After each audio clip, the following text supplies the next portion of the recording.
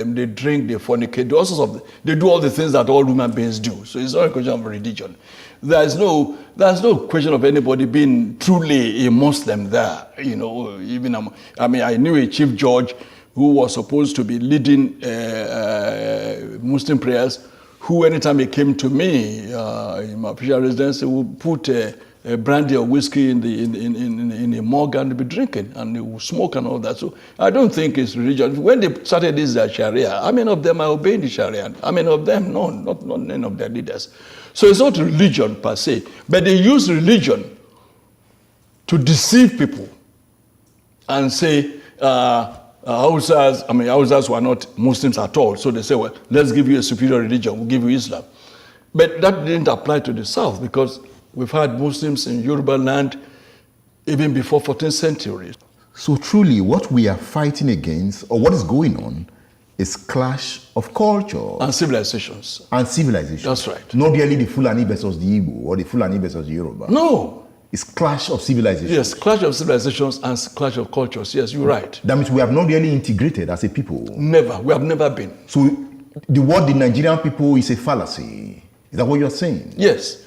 Because, again, in those days, you will say there have always been Igbo markets, Hausa markets in Enugu. There have always been Sabos in Shagamu. But those Sabos were occupied by Hausas. Hausas are peaceful people. We traded in Kola North. We did even the few Fulanis that came with them at that time, when you had a Sabo in Shagamu or in Ibadan here, they would still look for one Fulani man and make him their Seriki. How did the Hausa accept the domineering influence of the Fulani? They were subdued. Despite their large number. Yes, they were subdued. Of course, they killed, they ruined, they extirpated their 7 kingdoms. They killed their 7 rulers and took over under the guise of religion. Another thing they used the word corruption. Oh, your people are corrupt. We are saints. Your people are corrupt. They've always used the word corruption to deceive people. But the jihad is over. How come the Hausa man is yet to claim that Hausaness again? It's just now that the efforts we are making in the South have begun to yield fruits. You will be surprised to hear that now in Hausa land, we now have Hausa Christians. Never had that before. Never. You now have Middle Belt Forum that are saying we are not Northerners, we are Middle Belters. We are not Northerners. Don't call us Northerners. Now, when you see a Jukum man or you see a Lantan man and you say you are Hausa or you are Fulani, he will be angry. He may even draw his dagger. Don't call me Fulani. I'm not Fulani. I'm not Hausa. What we did not know until recently is that when you call a Fulani man Hausa, he will be angry. He will say Banzani. Because he knows that I'm superior to Hausa. Can you say I'm Hausa?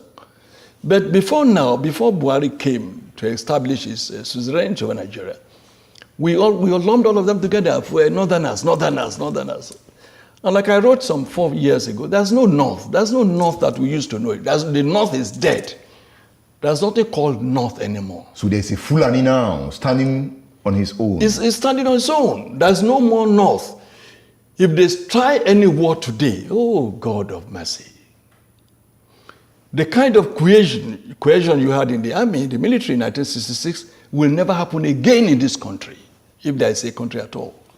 You will not find a Hausa soldier now, an Igbo soldier going to Enugu to kill a fellow Igbo. You will not even find an Igbo soldier coming to Ibadan to kill a Yoruba man, or a Yoruba soldier going to Enugu to kill an Igbo man. It will not happen again. So the Lantan people, the Benue people will never, ever allow themselves to be used by any Fulani mischief maker. So if I'm getting you right, your argument is that the Fulani hegemony has been broken. Dead. If the Fulani hegemony has been broken, yes, does it mean that the social structure of Nigeria is about to witness a very hard hit that will lead to a new Nigeria? Yes, for those who agree with you to the extent of the fact that there are still some people who want a Nigeria, a group that I don't belong to. But for such people, yes, with the weakening of Fulani hegemony, there could be a Nigeria that will integrate the Soba Fulanis, the town Fulanis, and still reconstruct, rebuild, and then have a Nigeria that should be. But I, as a person, as Tola Adeni, believe that it will take probably 1,000 years to change the mindset of a Fulani person whose philosophy is kill, maim, rape, send away people from their land and let me occupy it. That is the bush Fulani. It is the bush Fulani. Not the town Fulani. Not the town Fulani. And the town Fulani is more in number. No!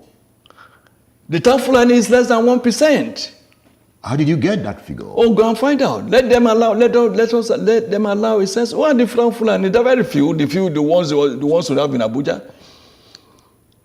Or the few that dot spaces in Sokoto. I'm sure that that Sokoto, as we speak, is not a Fulani town. Is it not? No, that's the mistake we make. Zamfara is not a Fulani town. There are more houses in Zamfara than Fulani. There are more houses in Kano than Fulani. But the Fulani govern. They are a town. They are in charge. Yes, so it's their town. Yes. By subterfuge, by cunning, by crookedness, by all sorts of gimmickry. Or by integration. Not integration, by intimidation. And I said they are politically savvy. What they did to the rest of Nigeria, when they realized that the Fulani in the military, they could no longer use the military to retain power indefinitely. Since they've had power, they had access to the treasury, they say, oh yes, Edmond is from the east, or wherever, brilliant man. He may likely oppose us and contest with us and rival us. Let's make him an ambassador. Let's give him an oil block. Let's make him a billionaire. We padlock his mouth. Let's get an Abiola. Make him a billionaire. Let's get this. Let's get that. And make them big. They will never be able to look us in the face. Then we can continue. Looting the treasury, we can continue. And once when we are in control of the treasury, we are in control of everywhere. So we can hire thugs. We can do whatever we would like. And that is why they introduced what I call plutocracy into Nigerian political etymology. Plutocracy. Meaning? Plutocracy is the government of the rich. Yeah. Oligarchy is the government of the muscle men.